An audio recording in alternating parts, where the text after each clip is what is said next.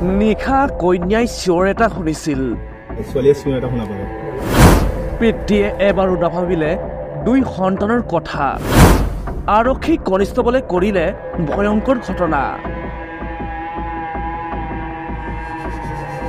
লখিমপুৰত বৰপথাত সংঘটিত হ'ল লোমহৰ্ষক ঘটনা। পিতৃ বসন্ত শইকীয়া লখিমপুৰ আৰক্ষীৰ প্ৰতিভাৱান কনিষ্টবল আছিল। নতুন ঘৰটোত প্ৰৱেশ কৰা মাত্ৰ 3 মাহ হৈছিলহে মাথো। নিশা ভাত পানী খাই শুব বিচনালৈ ঠিকেই গৈছিল, কিন্তু পুৱাই পৰিয়ালটোৰ বাবে লিখা আছিল এক শিহৰণকাৰী কাহিনী। বসন্ত শইকীয়া লেন্স নায়ক হয়।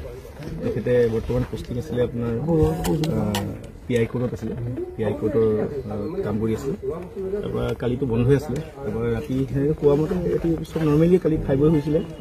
তাৰপিছত মাক আজি ৰাতিপুৱা উঠিছিলে সোনকালে, ল'ৰাই কোৱা মতে। ল'ৰাৰ বয়স 23 বছৰ, ছোৱালী প্ৰায় 12 বছৰমান হ'ব। তাৰপৰা ল'ৰাই কোৱা মতে যেতিয়া মাক উঠিছিলে ৰাতিপুৱা ছোৱালীক টিউশ্যন পঠাবৰ কাৰণে প্ৰায় 5টা বজাৰ আগতে উঠিছিলে। 4:45 মানত উঠিছিলে। উঠাৰ পাছত মানে কি হ'ল, এটা অলপ পিছতে মানে ছোৱালীয়ে চিঞৰ এটা শুনা পালে। চিঞৰ এটা শুনা পালে ছোৱালীয়ে দৰ্জাখন খুলিব চালে, দৰ্জাখন বাহিৰৰ পৰা লক কৰি থৈছে। তাৰপৰা ল'ৰাক চিঞৰিলে, ককায়েকক চিঞৰিলে, ককায়েকেও দৰ্জাখনো লক কৰি থোৱা আছে। তাৰপৰা তেওঁলোকে ঘটনা কিবা হৈছে বুলি গম পাই মানে দৰ্জা খুলিবলৈ লৈ যেতিয়া নোৱাৰিলে, তেতিয়া ল'ৰাই ওচৰৰ ল'ৰা এটাক ফোন কৰিলে। এজনক কোনোবাজনক ফোন কৰিলে, তেওঁ নাছিলে, গতিকে তেওঁ ঘৰৰ ওচৰজনক ক'লে। সেইজনে আহি পিনি দৰ্জাখন খুলি দিলে।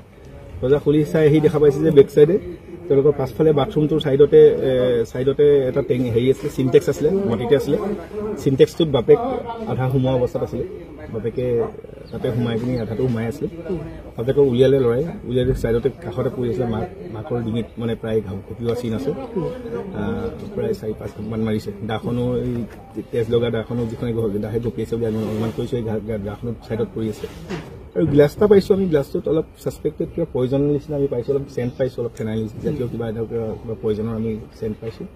আমি এইবিলাক চিজ কৰিছোঁ, গোটেইবিলাক বস্তু আমি ব্লাড চেম্পুল লৈছোঁ, দাখনৰ লৈছোঁ চেম্পুল, দাখনো আমি চিজ কৰিছোঁ, ব্লাড চেম্পুল পিঅ'ৰ পৰা নচলিৰ পৰা ব্লাড চেম্পুল লৈছোঁ। এখন সুখৰ সংসাৰ ধ্বংস হৈ গ'ল গৃহকণ্ডলৰ বাবে। এগৰাকী সুদক্ষবান আৰক্ষী নোহোৱা হৈ গ'ল নিমিষতে। News check report, Assam media 24।